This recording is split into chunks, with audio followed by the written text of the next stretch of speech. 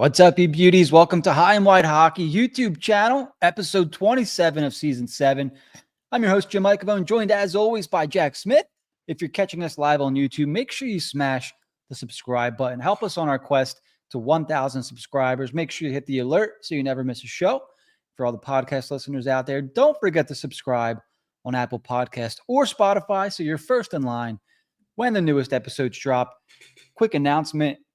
For all the hockey and golf lovers out there, HW Hockey has just dropped the perfect blend of style and performance. Our brand new HW Hockey golf hats. You could see Jack's wearing one right there. Look at that thing. Whether you're hitting the links or just repping your favorite hockey brand off ice, these hats are designed for comfort, breathability, and that clean, classic look. With a sleek fit and embroidered HW Hockey logo, you'll be turning heads while sinking putts. Don't miss out. Keep it high and wide all summer long before they're gone. Venmo at HW Hockey. Make sure to send over your mailing address so you can ship out your HW gear. And I believe I have a quick banner just in case anyone wants to take down the HW Hockey Venmo. There it is. Next week I'll have what are those things called, Jack? The barcodes. Yeah, I have a barcode up for what's the everyone other to name? scan. Yeah, a there's little another easier. name. A QR code. Yes. So, Jack, you're a man of many hats tonight. You're a podcast host and a model at the same time. What can I say? Some things just come naturally to me. We have a topic-packed episode, even though the Flyers are 1-8-1 in their last 10 games. And I think this is kind of the direction that we wanted to see them go towards the end of the season here. And tough to complain, I think, about what's happening. I mean, the Flyers have a realistic shot, Jack, at a bottom 3 pick now. They're in the bottom 5. How likely is it that they finish bottom 3, you think? Bottom 3 is pretty unlikely. I mean, their schedule's going to ease up a bit. We're going to be playing some of these teams that we're up against. I just find it hard to believe that they're going to stay this bad. I mean, losing to Chicago was shocking. But TK scored. If he comes out of his slump, God forbid, Owen Tippett comes out of his slump. We want Mishkov to keep doing what he's doing. Power play may go 0 for the goose egg for the whole month of March. That would be something. That would be impressive because right now it's pretty close. And today is what, the 24th? Like, holy cow. Yeah, we got a week left. That'll certainly help you sink you to the bottom of the standings. But I look at teams like, I mean, they do have some games. Like other teams have games in hand on us. That's huge. Like Buffalo's got 3 games in hand, and we're only up 3 points. And we play them twice. And we play them twice. There's going to be an interesting game to watch. Nashville's at 60 points. They got 2 games in hand on us. We also play. We also play Seattle. We're tied in points, but they have a game in hand. They probably have head-to-head. I'm not 100% sure about that. But, I mean, it's definitely possible. But I just don't think it's likely. Somebody's going to pick it up. Goaltending's been pretty rough. I guess Urson's been a little bit better when he came in relief for Fedotov. But the power play is still an absolute joke. I don't think they know what they're doing. Some of their players, you got Peltier, you're trying to figure out what he is, and he's playing with like Delorier and Paling, who's actually been scoring. Got to give him a little bit of credit. I'm sorry, but Albos. What the hell is his name? Rodrigo. Play with Rod. Yeah. So, like, how are you going to find out what kind of player Peltier is playing with those two? So, things like that are going to lead to this team having a hard time beating anybody. So, and I hate to say it because you have one side of the fan base echoing how, like, oh, my God, everybody sucks and nobody's doing anything properly, where you can see the correlation of the trade deadline, the end of the season, things of that nature. I'm not too worried about that. What I am worried about is getting as close into the top 4 as possible. And 3 would be better in case somebody jumps the whole lot. So fingers crossed. You never know. But I did not a month ago. I didn't think we'd be this down the standings here at all. This is out. This is crazy. So it's tough to watch, but I am glad at the end of the day. Yeah. And so, like, yeah. Well, you're right. I mean, I guess it is tough to watch, but it is what it is. Like, this is, so let's just say like this: in a full rebuild teardown, Like, I guess like the Chicago Blackhawks would be an example, of the San Jose Sharks. Like, it would be tough to watch for 82 games, for multiple seasons. And maybe it's worth it, but like this has only been a few weeks of this for the Flyers, and people are losing their minds because, oh my God, Flyers are terrible to watch. And it's like, okay, well, imagine a full teardown, 2 to 3 years of this. Oh my God. How many Flyers fans can withstand a full teardown rebuild? They can't. This is what we talked about last week, right? This has only been 2 weeks and people are losing their mind. They raise ticket prices. They're going to do something. I mean, they're in position to do something. Whether they do it or not, we'll see. But I think they realize the fan base can't handle it. They can't handle. They get told what they're doing. Every trade deadline, they trade away players, even when they're in playoff position. And the sections of the fan base still can't understand that they're not ready to win now. And they're just, oh, fire Torts, fire the front office. Pray. Like it's if they can't understand something the team is literally laid out for them, then this continuous losing will, I don't know what they'll do. They'll set the Farg on fire or something. Yeah. And so let's kind of get into some of the happenings and the goings on of what's kind of taking place here. And you had a comment there from Vineet talking about the goaltending, Urson and Fedotov. And, I think we touched on this last week, right? Like Urson, I think, is starting to show that he might just be what he is. I mean, this is his first season as the supposed to be, number one guy, right? And hasn't exactly had the go-to backup that he was to Carter Hart in Fedotov or Kolosov. So the goaltender position for the Flyers has been anything but stable. And in the beginning of the season, before it even started, we said the goaltending position could sabotage the Flyers season. If it's below average, and it's been worse. It's been the worst goaltending tandem or threesome in the NHL by far. And so I think what we're seeing from Urson is consistency in the fact that he is what he is. He's not a very good goaltender. He's just, I think, an average guy at best right now. And we're starting to see Fedotov. John Tortorella, I think, was asked by Kevin Kurz after last night's game, is Fedotov an NHL goaltender? Is he going to be in the NHL next season? And it was blanked out on the Flyers YouTube, but he said something like, he sure as shit is, or something like that. We'll see. So Fedotov has one game. He has one great game, and everyone's screaming for Fedotov over Urson. You get all the I told you so's about Fedotov, and then he gets lit up every game since. So let's relax on Fedotov. Two goals on 2 shots. When I watch this guy, I don't see an NHL goalie. So like when he's got a good game, like let's pump the brakes, all right, on Fedotov. Like if you're going to judge Urson in the way that you're judging Urson, judge Fedotov the same way, because neither of them are very good, Yeah, I mean, I think we understand what we have in Urson now. It's a little disappointing, but I think he's a 1A, 1B situation goalie, most likely the 1B backup. It is what it is. You do need that. There is an NHL career there. It's just not really as a starter.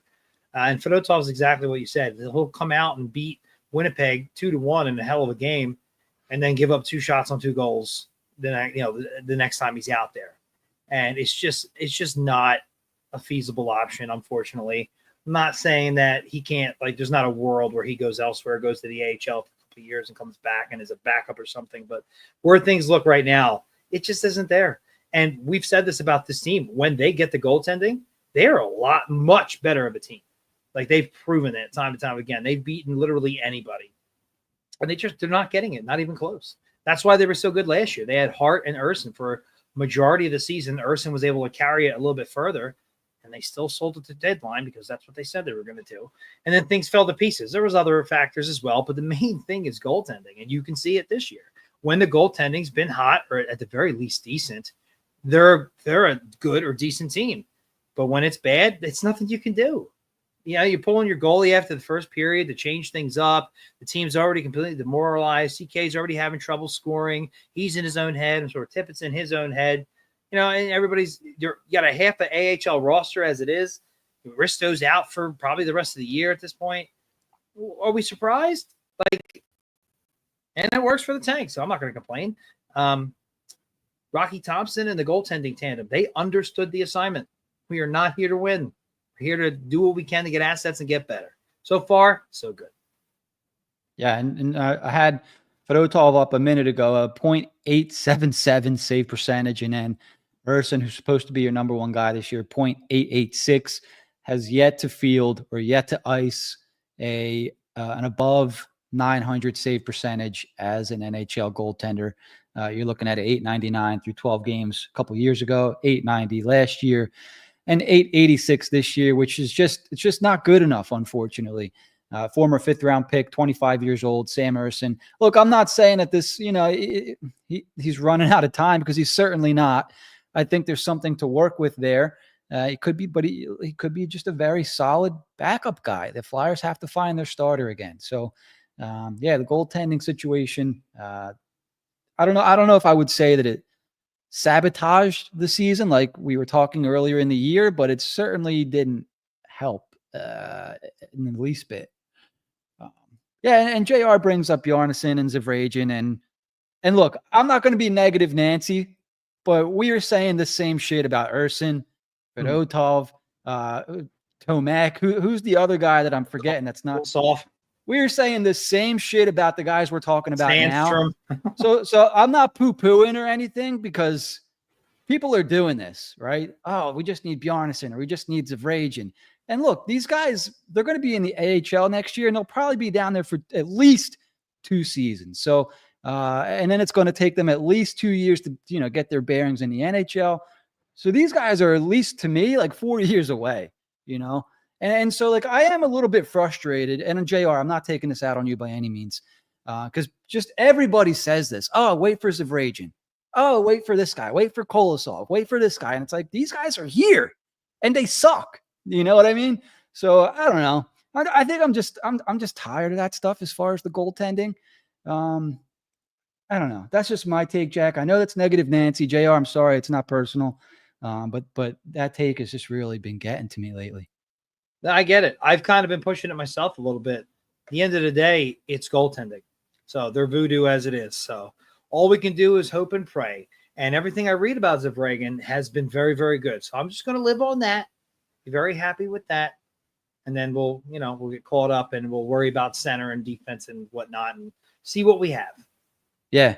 And so we'll figure it out. And we have a lot of prospect talk to get to later on in this episode. Obviously, the NCAA tournament, the Frozen Four tournament, begins shortly. Alex Bump, we got a lot to get to with Alex Bump. Lost some accolades there. He had a hell of a sophomore season for Western Michigan. A bunch of other Flyers prospects we want to get to. I talked about Grabenkin and Ty Murchison, who also won an award in a video put out over the weekend. Well, came out today. We'll talk about those guys. Jack, you brought up Jacob Peltier. And this is an interesting topic for me because I'm just not sure what's going on here.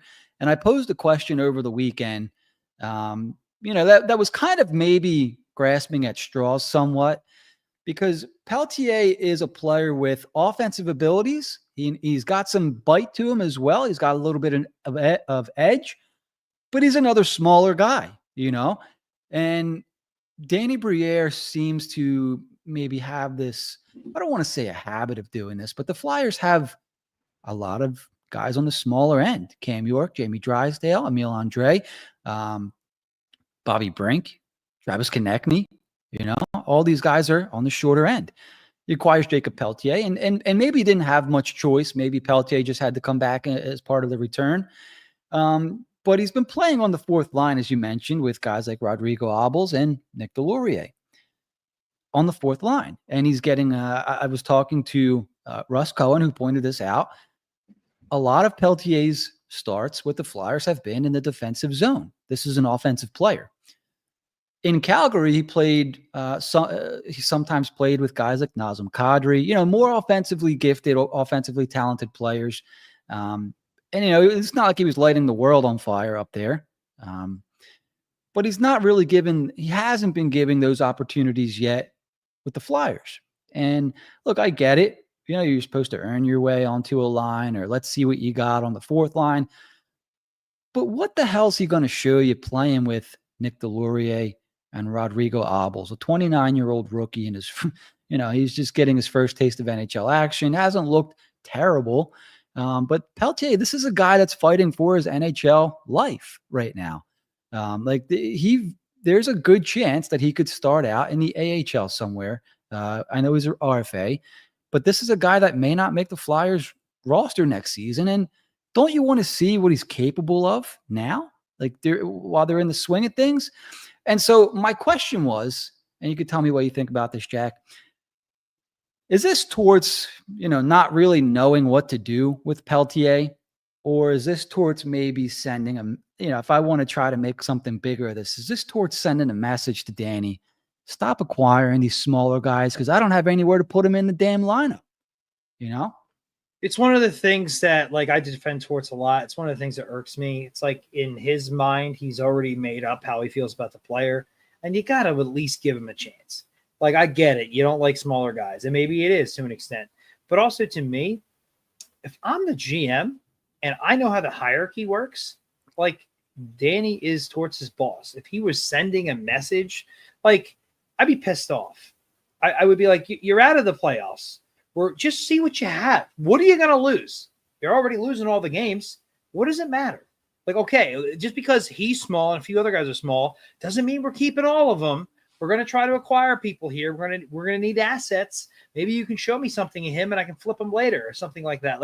I hate that because I think there is something to that.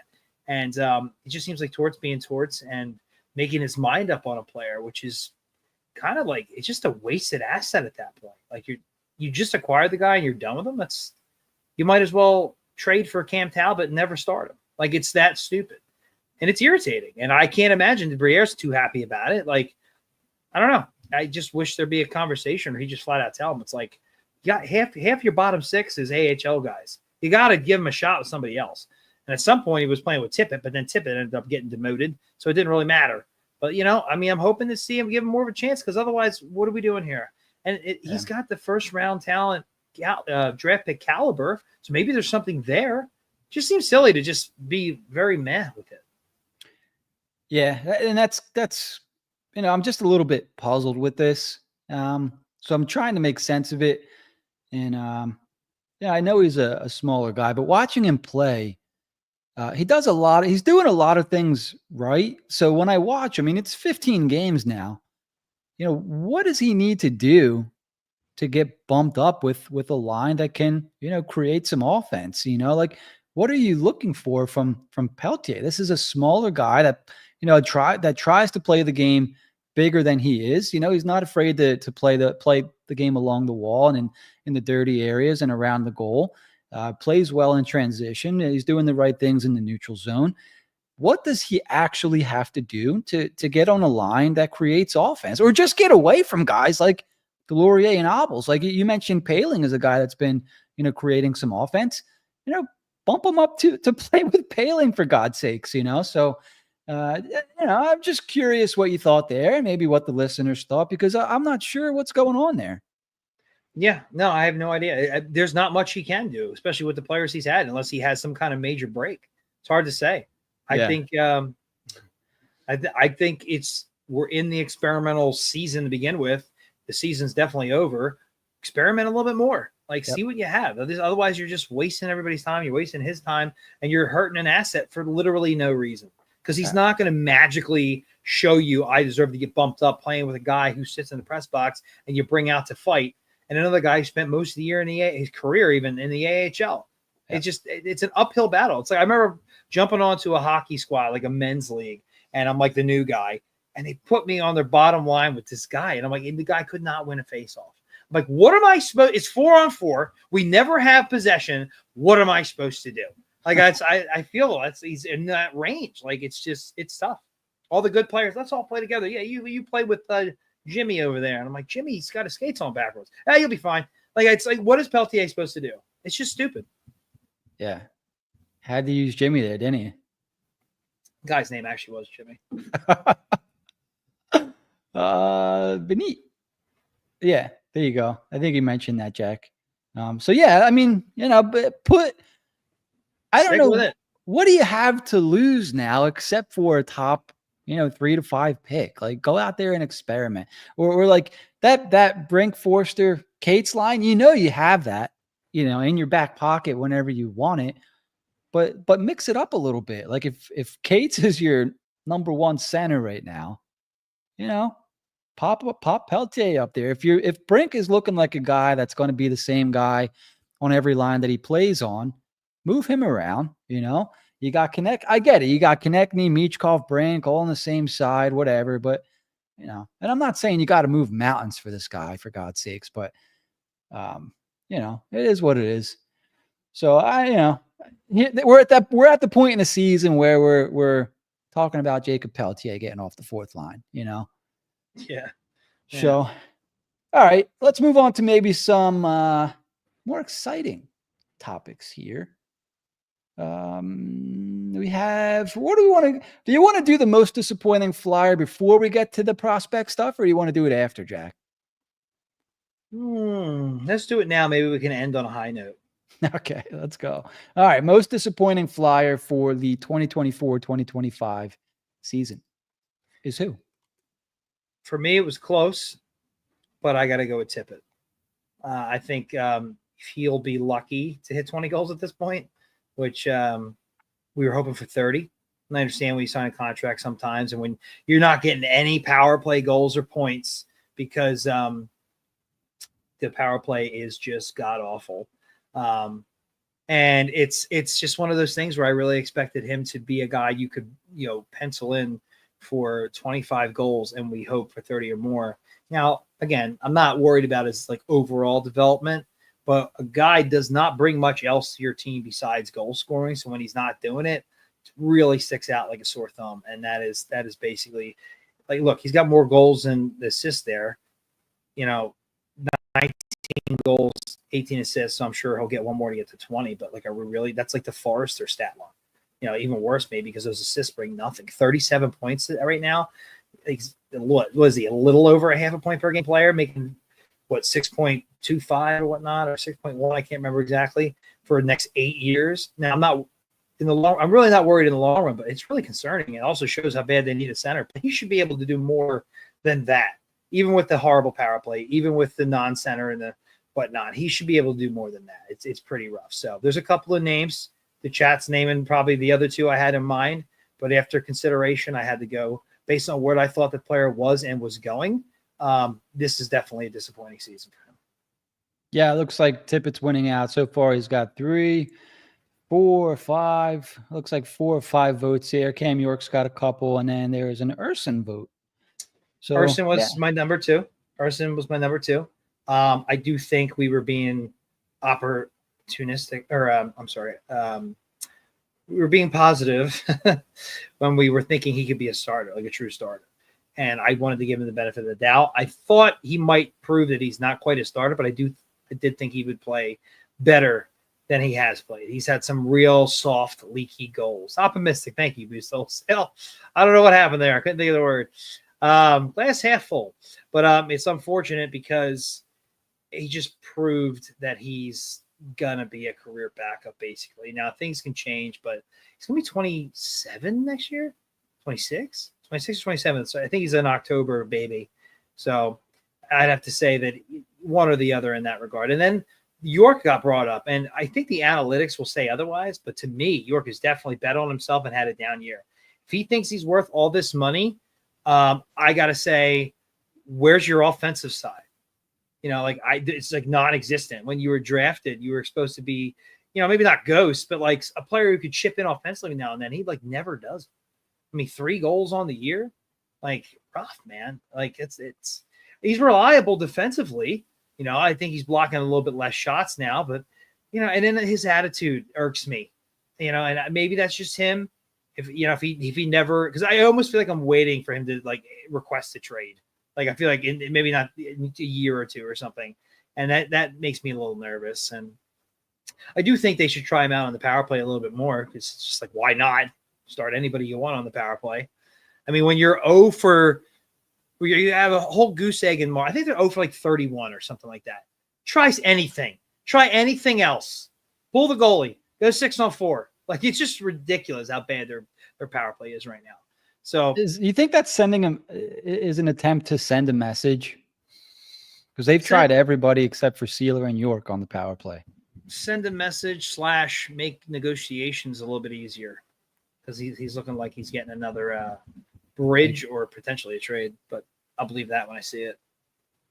Yeah, so that was brought up, I think, last week, and thought that was interesting because I think the guy you want to work there is Drysdale, Obviously. and then Emile Andre.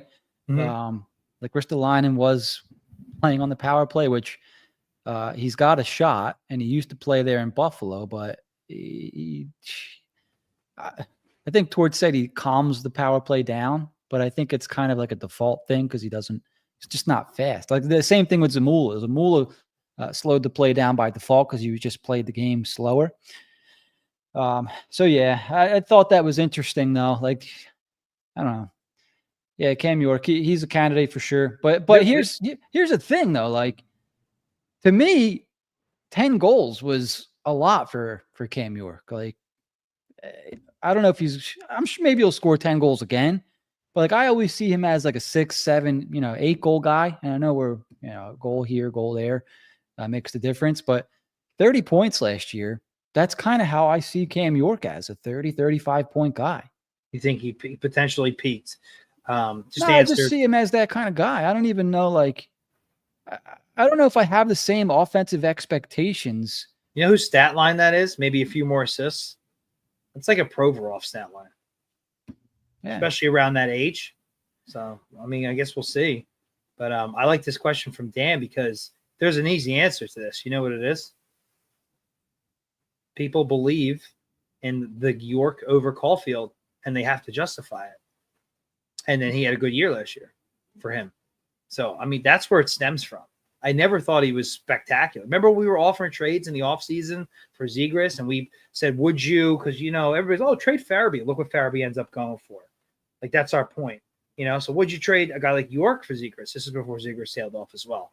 And some of the people, you'd have thought Cam York was Chris Chelios. Like, in his prime. It was almost never. He's too valuable to the everything. And now, look, he's almost like odd man out, and he's not even playing poorly. Maybe not as good as last year. And considering the situation of the team and how everybody's been playing, has it really been that bad? No, I don't think it's been that bad, but there's something there. I think the Flyers feel the same way. The front office feels the same way until proven otherwise. And if he's going to play hardball with his contract, well, maybe they're going to have to do some things in the meantime so they can figure something else out. I find it hard to believe if he's still here in 2 or 3 years, I'll be shocked. Yeah, I kind of get that same sense. Especially if Torts is going to be around for next year. It's going to be interesting because I think there's something brewing there. Hold on. Between Torts and York. They could have taken Caulfield and Brink. Just saying. They traded back, and he was still available. So, Matt?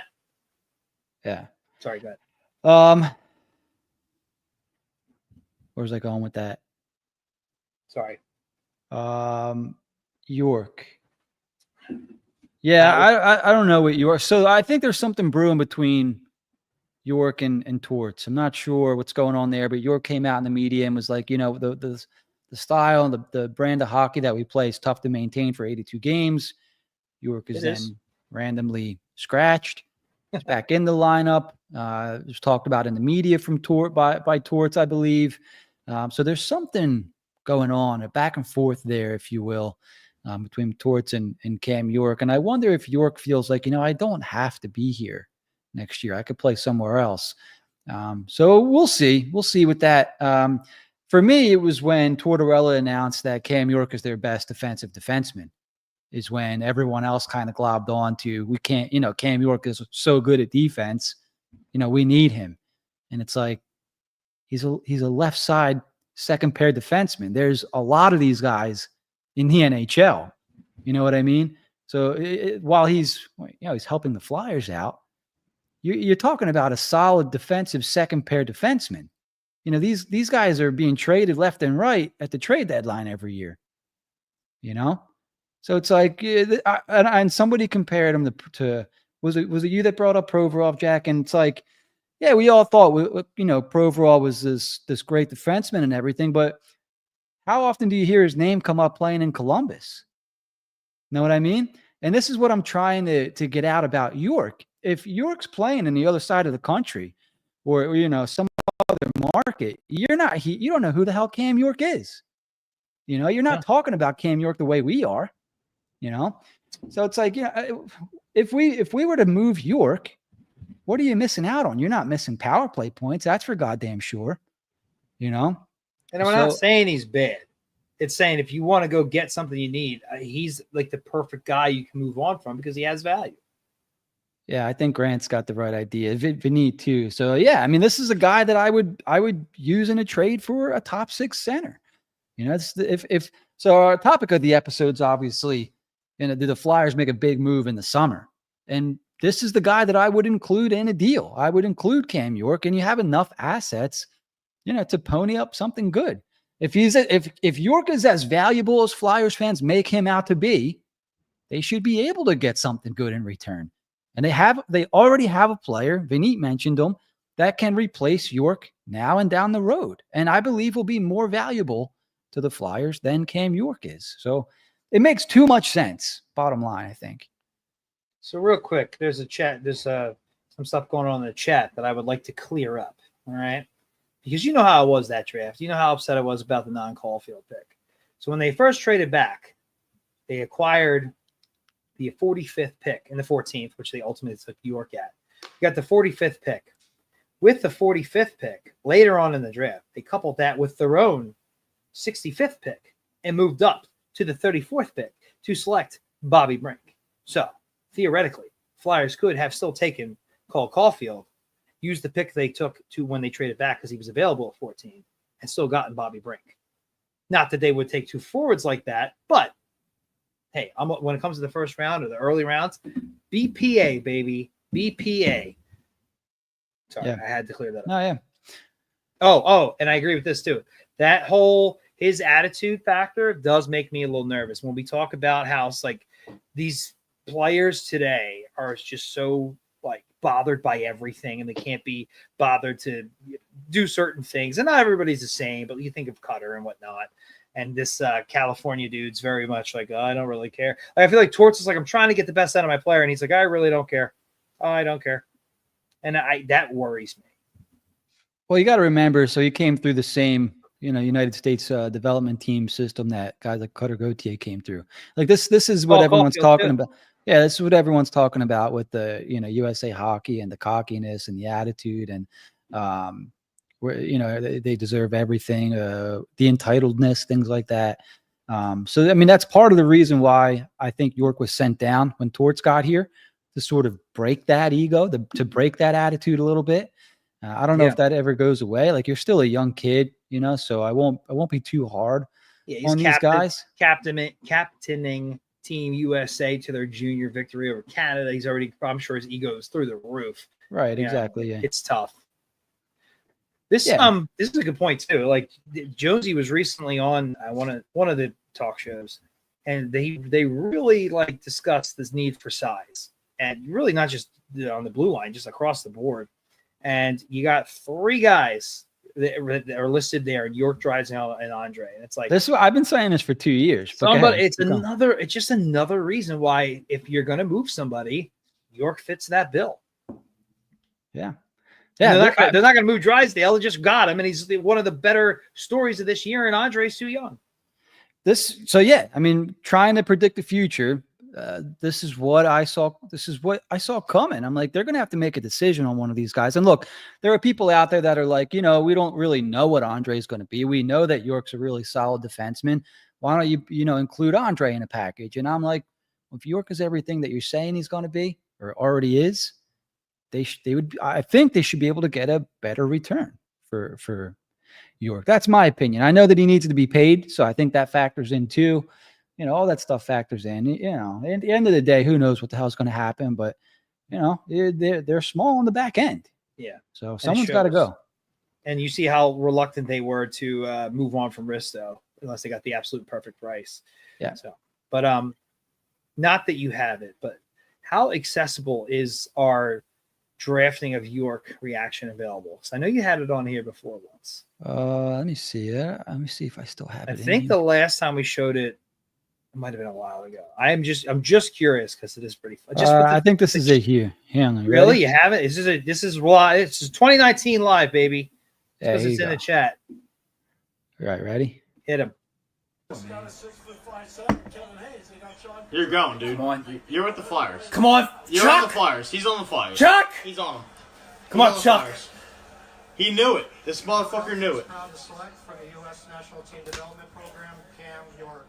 What? They went D. They won American. They didn't go Caulfield. They went Cam York, and they take it. Oh my God. You can There hear you the go. announcer saying it in the background. I didn't ever notice that before. They didn't go call Caulfield. They went to defenseman Cam York. Oh my God. Never gets old, man. Never gets old. Yeah, we got the Michkov one on here too. We'll play that closer to the draft. But yeah, that was rough. Oh man. Good times. Good old Chuck Fletcher. Yeah. Where is he? He's in New Jersey now, isn't he? He's doing something in New Jersey. He's like, I think he's the guy who does the Zamboni or something. They're starting to fall apart up there just at the right time. They can't stay healthy. Holy cow. Oh, you're missing Dougie Hamilton, Jack Hughes. I got each of them on different dynasty teams. So yeah. Yeah, you do. Hey, you got Oakham chiming in. So yeah, we're steering the plane towards this chat here. My bad, Jimmy. Oh.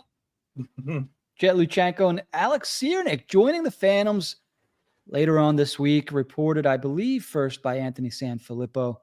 Let me get Ciernik's stats up real quick because we've been watching Luchenko all year long. Ciernik. So I was watching a little bit of Alex Ciernik earlier in the year. I watched some of him last season. This guy's got a lot of speed through the neutral zone. Just the way the Flyers were playing last year, if you remember that. Let me see if I can. All right, I'm showing that already. Okay. Alex Ciernik. Yeah, so this guy's got speed, quick in transition, gets out on the rush. This guy's going to be a fun player to watch, I think. So pretty cool that they were able to get him over. He's a German-born player, and if you've been paying attention, guys like Draisaitl, who's the guy that the Senators drafted? He's a German guy too, Stuchla.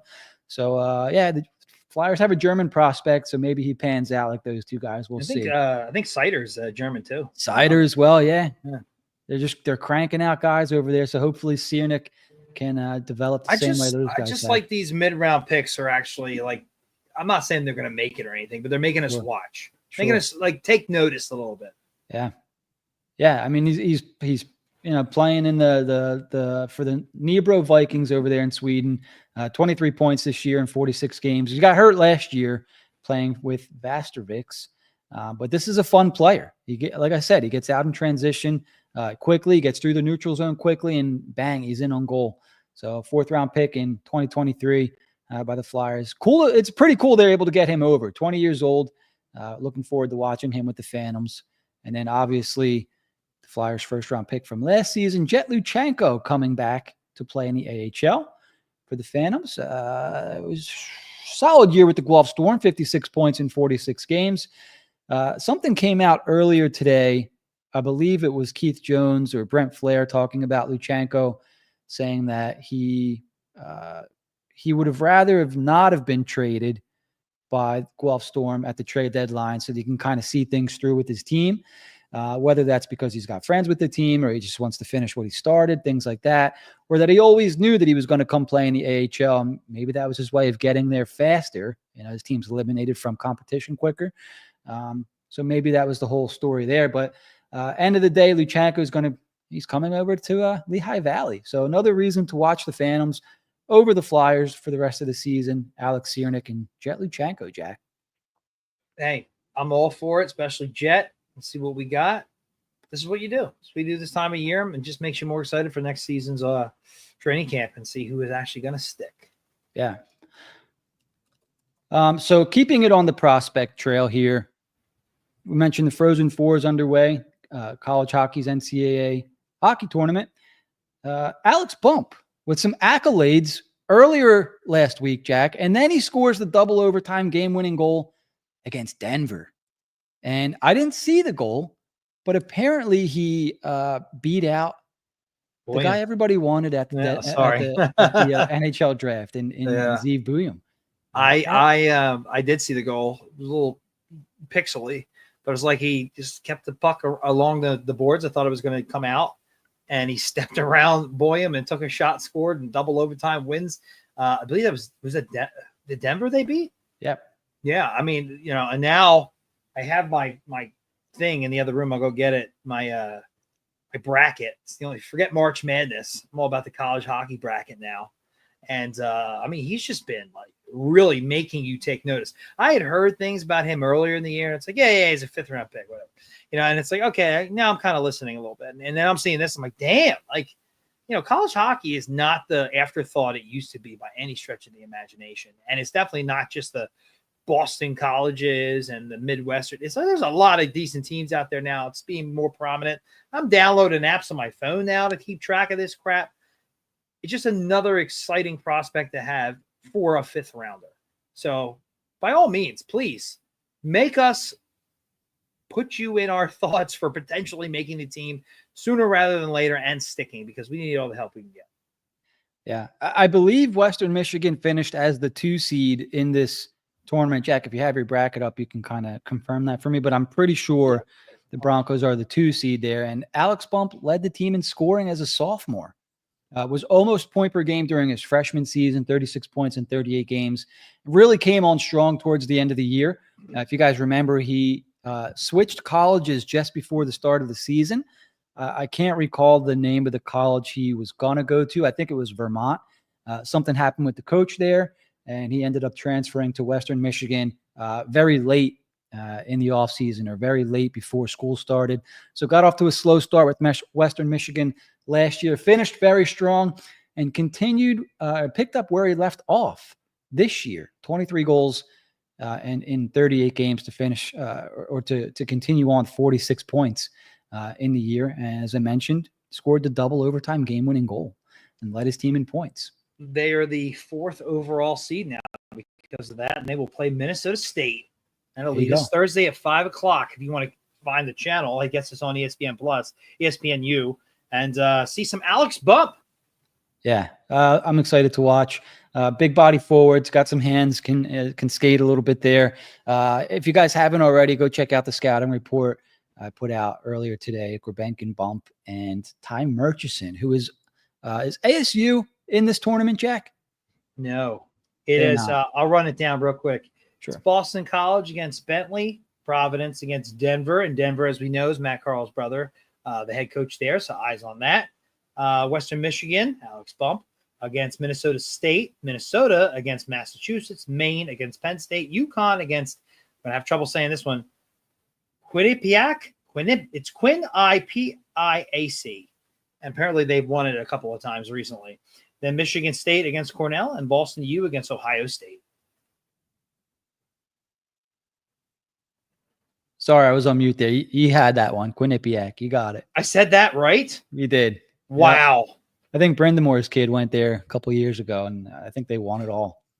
They got some W's for this, for sure. So it's really interesting. My final is Michigan State over Denver. I want to see Denver go. I don't think Western Michigan is going to go too far, but I really have no idea.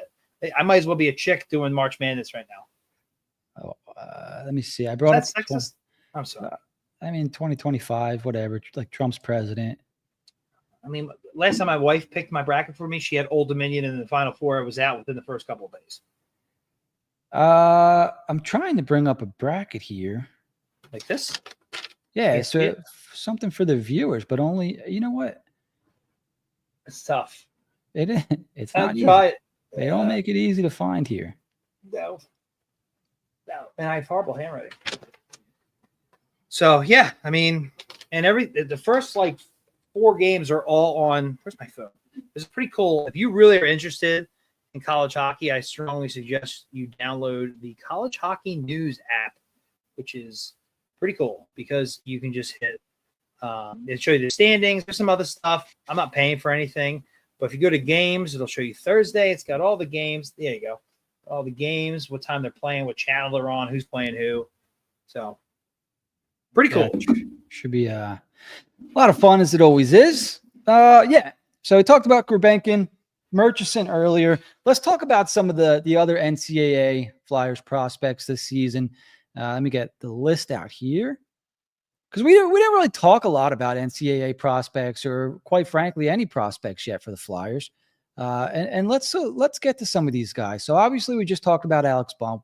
Ty Murchison also won the NCHC Defensive Defenseman Player of the Year. So that's, pretty big accolades. I'm not sure if he's going to be an NHL guy.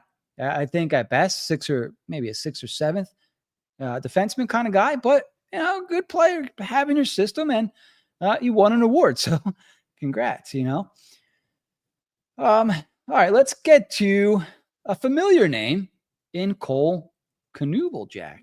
Cole Knuble. So he had a rough freshman year at Notre Dame last year. He was a 4th-round pick of the Flyers in the 2023 NHL draft. 20 years old. Followed that up with a pretty solid sophomore season at Notre Dame. In 34 games, he had 39 points and 12 goals. So maybe there's something there. After all, with the former 4th-round pick, son of Mike Knuble, Cole Knuble. Hope he plays just like his dad. Yeah. They could use it. They could use Mike Knuble on this team. Nice net front presence. Yeah. So here's an older name coming up here, drafted the same year Cutter Gauthier was drafted, and that's Devin Kaplan, 2022 3rd-round pick. He will be in this tournament, I believe, for the 4th year in a row the 3rd year in a row, as he's now a junior at Boston University. 10 goals, 5 assists, 15 points, 34 games. So, maybe a bottom 6 guy for the Flyers, maybe like a Garnet Hathaway type player if he can continue to develop, which would be A-okay. Hathaway's a hell of a player, but 6'3", 200 pounds. You're not going to get a lot of offense out of Devin Kaplan. Maybe a net front presence guy, but more a bottom 6 role player. I think a lot of people maybe even forgot about Devin Kaplan. So, he's not popping off the page scoring wise. More experience now playing in the Frozen Four tournament for the 3rd year in a row. We also there's some forgotten players on here, so bear with me for a second. We have Owen McLaughlin. Do you remember when he was even drafted, Jack? I'm going to say like 26th round pick. Very close. Yeah. 2021 7th-round pick by the Flyers. He's 21 years old from Spring City, PA. He's a center, 6 foot 178. Finished the season at University of North Dakota with 5 goals, 30 points in 38 games. Probably won't see him in a Flyers sweater anytime soon. We'll see what goes on there. He's a junior, so he's got another year of college ahead of him. Who else do we have? We have McPherson. Let me get his numbers up real quick. And a lot more than I realized. Where the hell did he go? Uh-oh. You get cut? It's Ryan, isn't it? I'm really not sure. Let me see if I can help you out. There he is. Yeah. 2023 6th-round pick. He's got 2 points in 18 games for the University of New Hampshire. I'm going to assume there was either an injury there or he's just not getting in games. So not a very good season there for Ryan McPherson at all. There was another player, Noah Powell, who was drafted last year by the Flyers, switched over to he switched leagues. You know how they had that whole league switch? So he started out the year with Ohio State University, and he's now playing for the Oshawa Generals of the OHL, where he's got 22 points in 28 games. Yeah, he jumped leagues. He went from college to Canadian juniors. Yeah. Wow. 6'2", 205. I guess being Canadian, I guess you don't have to just do it. Okay. Interesting. Yeah. And so that wraps up the Flyers NCAA prospect seasons. We can continue watching Alex Bump. Bump or bust. Yeah, bump or bust, basically. It seemed like the Flyers had a few more guys. Kaplan as well. But I think Cole Knuble, I'll throw a bone to. Notre Dame's in this one. Let me see. No, in the tournament? No, they're not. I'm sorry. Okay. I just meant college players. Yeah, no Notre Dame. No. It's tough. There's a decent amount of teams, but really not as many as you think. But apparently got pretty tight at the end of who was going to get in. Yeah. Some big games too. And I actually think that who was the one Ty Murchison, was it? Yep. He had been so good, but I think he kind of got Zeev Boyumed and cost his team. Did he? Yeah, it was in the championships, just like March Madness, how they play like their championships and then all go to the tournament. Something like that. He kind of blew. It might cost him a top seed or something. I really am not all that tuned in, but I do know a really bad play happened involving him. Yeah, that's a shame. Yeah, we can do. All right, let's move on to our main topic of the show. We have about 10 minutes left in the episode. People are asking. They want to know. The conversation is starting already. CMZ. They better make an effing move, says CMZ. And I assume he's talking about the offseason here. Boost wholesale. I actually hope no moves this year. Make every pick, then make 0 picks for the rest of the decade. So I have thoughts on this as well. Let me stop presenting the screen here. Oh, let me present one more thing. So I have thoughts, and we touched on this a little bit last week, Jack, but I want to know, like, do you foresee the big moves this offseason? And if there's only one, what do you hope it is? I do think there will be one. I don't know if it's going to be earth-shattering, but I do think there will be one pretty sizable move. And the reason I keep coming back to that is they have the ammunition to make it. Between 3 first-round picks, 4 second-round picks, future first-round picks, Cam York, if not somebody else, now is the time to make a deal. It's to play, hardball with somebody and trade for somebody. I don't know who's available. I don't know who they could be possibly targeting and thinking of. I would imagine it's some kind of center, not an older guy by any stretch of the imagination. He'd have to be like 25 and under, maybe 26. I don't know. I would imagine that's what they're looking at because it's vital to their team. If they want to continue to grow and have their players get better, they're going to need a center. Like, they can't just keep throwing slop out there and hoping these guys develop perfectly. You're going to have a lot more down years than up years. And I just think that they're not going to want to handicap themselves in their player development, which has been an issue in the past. They're going to want to address that. And they're going to want somebody to play with Mishkov. They're going to want to bump everybody else down and they can play and whatnot and grow with the team. And they're still going to add. Hopefully they're still drafting a center with their first pick because that pick ain't getting moved. And these other picks and later picks and maybe a York or something. You've seen some trades thrown in the chat. I think it's the right idea. I don't know who would do it or who it's for, but ideally you're looking at a first round pick or 2 and a York, even a Risto, or I don't know. Like we'll ultimately see. It could be a 3-team deal for all I know. Something's got to give. And this is the year they don't have to turn their team into a contender. They don't have to go sign a great free agent because it's not the time for that. Making a move this year makes the most sense to just make one pretty sizable trade. And I can't imagine what else you're trading for besides some kind of young center. You have the assets to do it. You have the firepower. They've been talking a big game. Let's not kid ourselves. They've been kind of alluding to it. I don't think an offer sheet is that feasible. I'll believe it when I see it when it comes to an offer sheet. More likely to me is some kind of trade. All signs points to it.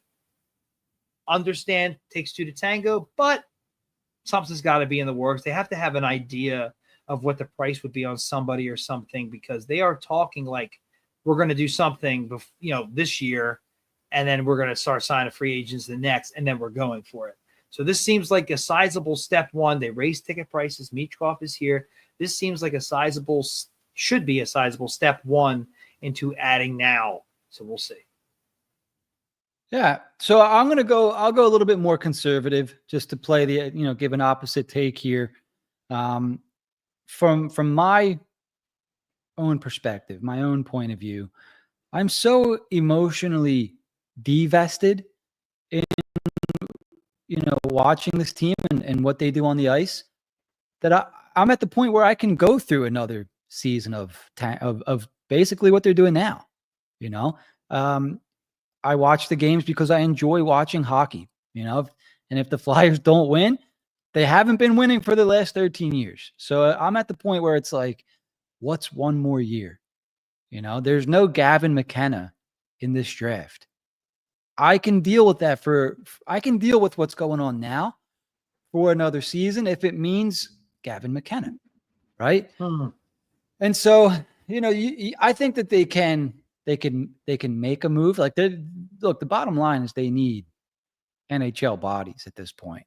Like, they're not even playing NHL players. Like Ole Lycksell, sure, he's a great guy, great, really solid AHL player, but he's not an NHL guy.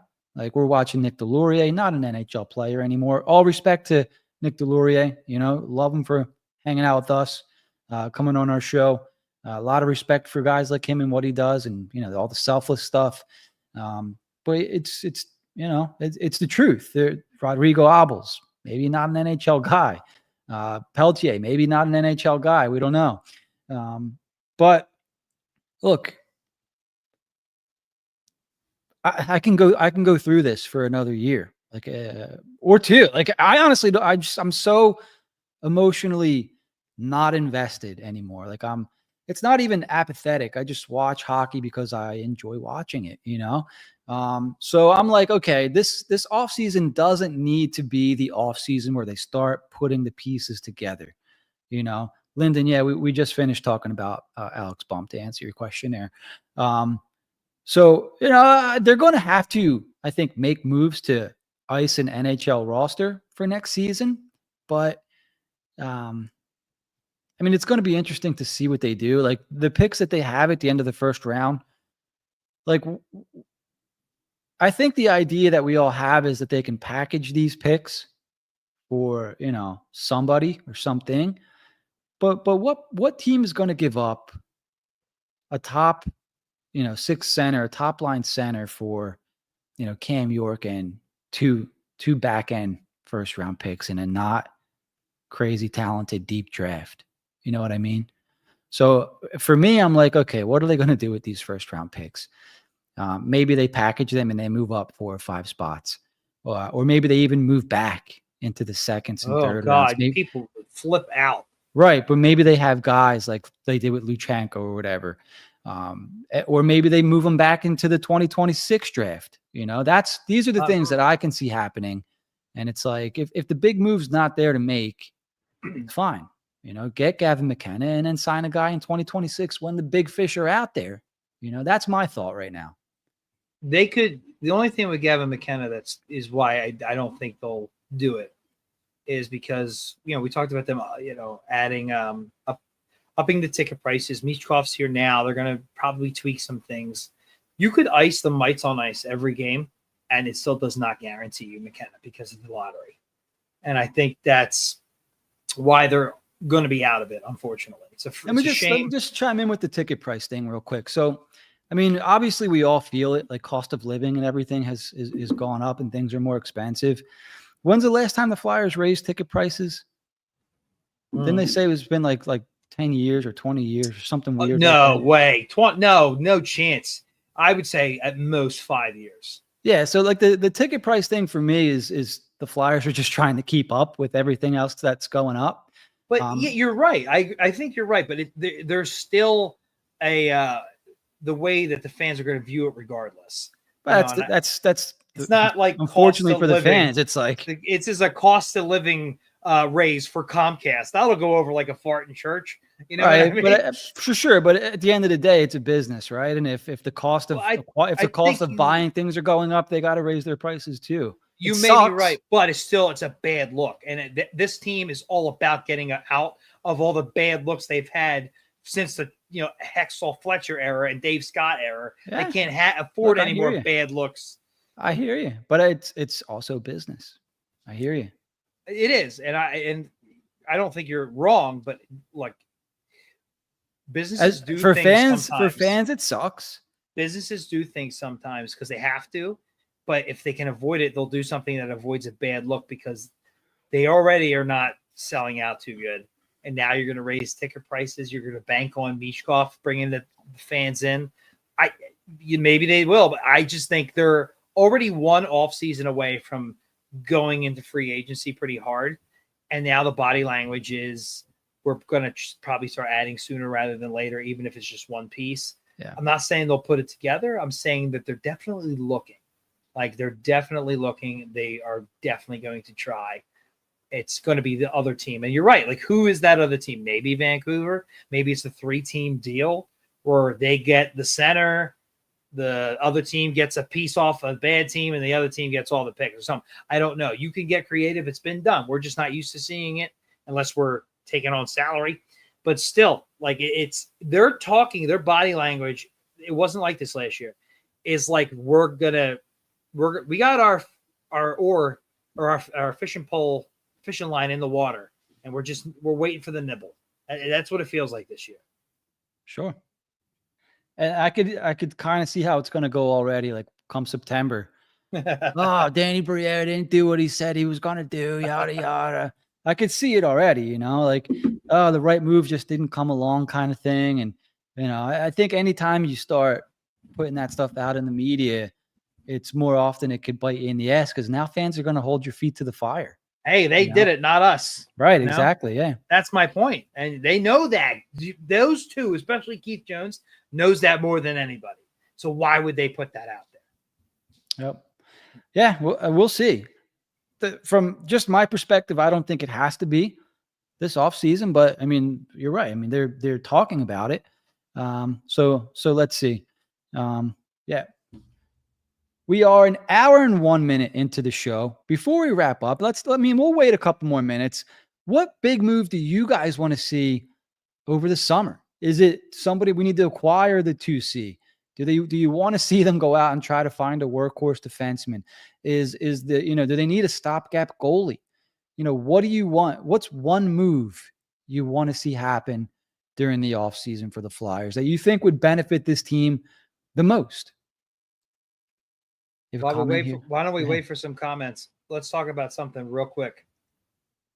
According to Elliot Freeman and from Michigan State center Carson Dorwart is a college free agent, and apparently the Flyers have the inside track. Originally, Flyers were enamored with him, and according to Elliot Freeman, now they have the inside track on said college free agent. Look, any free asset is a good asset to me. And he plays center. Now, from what I understand, he's not exactly top 6 material. Still, he's a center. He could be free. I am all for it. Well, of course, my thing doesn't pop up. Jesus. So I don't know a whole lot about him except for there's a chance the Flyers could get him for nothing, which is always good. And again, he plays center. If you haven't done some research on him, I would. What I understand, he's a little more on the defensive side. They don't expect too much out of him. However, he is playing for a pretty solid college. Here's a guy to watch if you're going to watch the college hockey playoffs. Keep an eye on him because he could be a future Flyer. And let's not forget, while we're on the subject, about Maxim Shabanov, the Russian winger from how long ago was that now? I mean, think about it. In a month, we could see these signings actually start to take place. So just another thing to keep an eye out for. And on top of that, Jim, if they get one of these guys, if not both, to me, that will make other assets more expendable because you're adding even more to your prospect pool. Could you imagine if they signed Shabanov after acquiring Peltier and they already had Frank? Like, Torts would just lose his mind. Well, he'll be like, look, at least he can be friends with Michkov. Okay? Yeah. Give us that. But I mean, look, they're at the end of the day, like, you're not giving up picks, like you're not trading anybody. He's just saying, I want to play for your team. You can't say no to that. Yeah. So we have Chris Fiore chiming in. He would sign Alex Lyon to a 2-year deal, and he would trade for Marco Rossi. Unfortunately, I think the ship on Rossi sailed. I would sign Lyon for a 2-year deal. I would absolutely sign. I mean, just, don't go crazy. You don't need to be signing. I think, what's his name from Daily Faceoff connected us. This is a couple months ago to the goalie in Vancouver. Can't remember anybody's name right now. Frank Saravelli connected the Flyers to a potential. What the hell is the goalie in Vancouver? I think they just re-signed Lankin, and it's not. You don't mean the starter, do you? Mm-hmm. He was hurt. Yeah, dude, I had him in fantasy. I was like, a believer before he did anything. Anyway, he connected us to him, and I'm like, we're not signing anybody for any. Thatcher Demko, thank you, Jesus Christ. Anyway, I'm like, they're not signing anybody long term or anything like that. Like to me, that's outlandish. You're going to pay big money for a guy that, like, when it's time to win, he might not even be part of your plan. But that's what he said. So take that with a grain of salt. But I think makes more sense to sign an Alex Lyon as a bridge to get you to wherever. So ultimately, we'll see. Yeah, to me, that's it. Whatever this stage is in the rebuild, they're in the acquire bridge player stages. Yeah. So I'd be fine with that. Oakham likes Grabenkin. If you guys have chimed in a little bit late here, we talked a little bit about Grabenkin earlier in the episode. I think he's got a goal and 2 or 3 assists in like 2 or 3 games. Something like he's just hit the ground running. What do you want to see? Yeah. I put out a video earlier today, Oakham. So if you didn't catch that yet, it's a 5-minute video. Pretty informative, I think. Let me know what you think in the comments there. Good movie title. Bridge to Nowhere. Wasabi, not a fan of Alex Lyon, huh? It's 2 years. Doesn't matter. There was another comment in here somewhere. AL. They better be talking about a trade. This team is 33rd on the power play and probably young batch too. You can't be serious selling this. And I assume he means running it back as is. Running it back or upping ticket prices and selling game tickets. I don't know. I say, yeah, sure. Sure. Totally. Maybe the power play finishes 31 or 30 next year. Do you think they bring back Rocky Thompson? Because Torts' body language changed a little bit where he's more like, well, that's Danny's call. I don't think they bring it back now. Once he said that, I'm like, it's almost like, well, it is what it is. I mean, come on, man. They again, bottom of the league. Like, come on. You have Michkov. You have Drysdale. I know they're not finished products by any stretch of the imagination. You're up a man. You're up a man. Come on. You're not going to score in a whole month? It's out. It's just, come on. I know the guy interviews well and they know he's real passionate, but Jesus Christ. Well, here's my thing with that. Because in my opinion, the only reason that Rocky Thompson is still around is because of John Tortorella. I think that was the case. I think this might be the first year, but Danny's just like, yeah, enough. This is embarrassing. We just raised ticket prices. Okay, I promise I'll stop bringing that up. I promise I'll stop bringing it up. Yeah, I mean, but what are you going to do? Like, it's so this is how Sorry. The way things go, like if they fire Thompson, it's like, well, yeah, like we kept the same guy around and expected different results for some reason. What is that? What is that the definition of, Jim? Well, so my next question is who was going to bat for this guy? She's probably just Torts. Because that's the guy that I would have an issue with. Because this season it could have been different. But do you really want it to be different though? Because you know what? No, I don't. This is what I'm saying. Like this is my whole Torts is the only one. Torts is the only one that would be different. We're going to win games. My whole argument with Rocky Thompson is bring him the hell back. Like who gives a shit? Oh, so we keep losing one more year. Like you know what I mean? It's like an oxymoron. Like we want to suck, but we want a good power play. It's like, well, who cares? The only thing I'll say about that, if this is Torts' last year, this next year, the next coach is going to want to hire his own staff. So so it's like if you're firing him. But at some point, you have to look at somebody's performing that badly, and you just got to pull a plug. Like, look, we'll just pull Patrick Sharp or Danny Heatley or John LeClaire out of the, up top and just be like, just fill in for a year or something. Because if it's that bad, though, and he is responsible for some of the forwards, he is responsible for the forwards. And outside of this stretch now, I can't complain overall too much. I'll complain about Tippett, but like Cates and Brink have been phenomenal. Forster's been pretty decent. So it's tough. It's tough. I just think it's another bad look. It's another bad look. So it depends. And this is true too. Like this is why I hope they get Sullivan, because I think there's a world where they get Sullivan and keep Bradshaw. He's just vital to anybody on defense. What is this coming here? What is this? So boost wholesale. He hasn't been yanked off the power play because it would derail the 4-year. Oh, are you convinced that Rocky Thompson's going to be the head coach? Yeah. Can you imagine Bradshaw be like, "You kidding me? Like him over me?" I'm not even sure Bradshaw is a guy that wants to be a head coach, because I think he would have been already. Well, he did interview at the end of last year. Yeah, I think he would have been a coach. Yeah, maybe you're right. I mean, I know he took some interviews. Maybe he felt he had to. But you're right. Some guys are better assistant coaches. And if it were me and I was somewhere and I was established and I'm like, why am I going to do this to myself? I like what I got going, you know? And it's tough. Some guys, their egos get in the way of that. Maybe he's a guy who's like, no, this is what I do. I like it here. Can he just be our defensive coach no matter who the coach is? Can we sign him separately? That'd be cool. Yeah, that would be cool. Yeah. So, I mean, we'll see. I'm sure this is not the last time we're going to be talking about the offseason and the power play. But we are an hour and 10 minutes into this episode, so we should wrap it up. Was there anything that you wanted to cover that we didn't cover during this show, Jack? Listeners, was there anything that you wanted to talk about that we didn't talk about?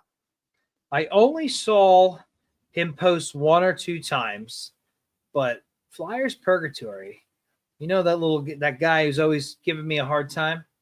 I got a hold of him. We're going to have a little debate, him and I. Oh, that's fun. I'll let you know when. He's the next one on the chopping block for me. So he accepted.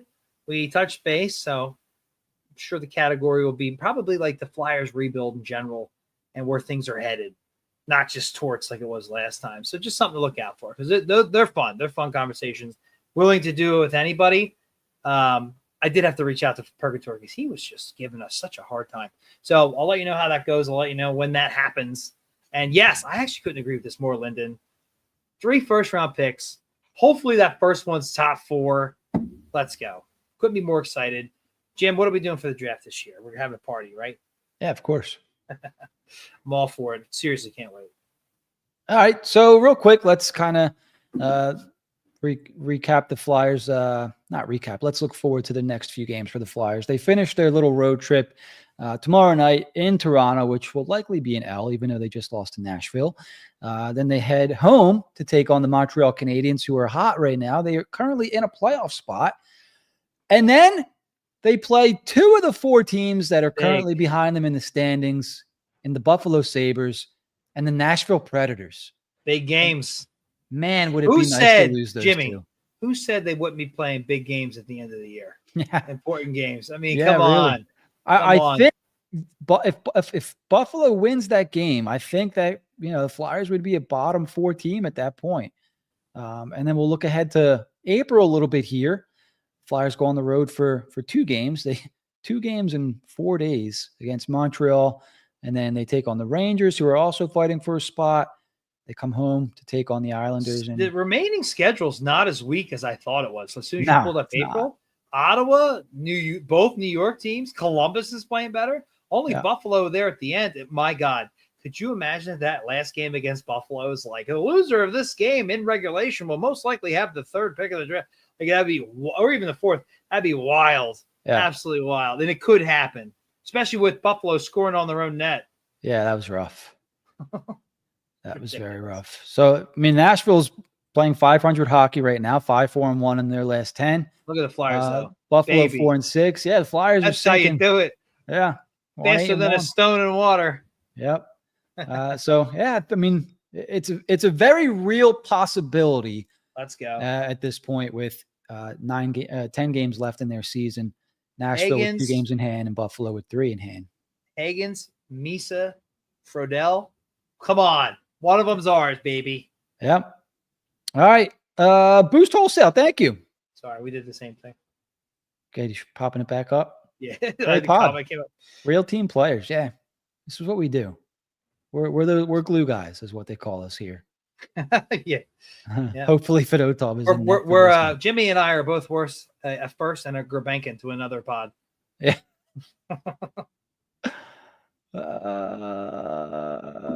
Smitty Fishtown, I seen you chime in a little bit late there, Smitty. Thanks for hanging out. If Rocky's the head coach next year, I'm out.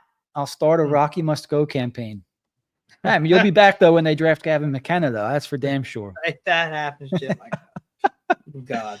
I'm all for checking out for a year. Like, it's fine, you know? It's okay. I have been doing it for the last, 12 years, it feels like. We have been, yeah. Ever since Lovely Let, basically, it feels like. I mean, we started this show 7 seasons ago. Every year, March, it's the same thing.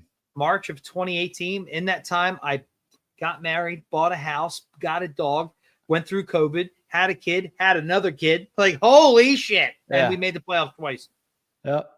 Maybe 3 times. They haven't had I don't think they've had a legit home game. in that span. They had the bubble. The freaking bubble. Yeah. You're right. Yeah. Playoff wise.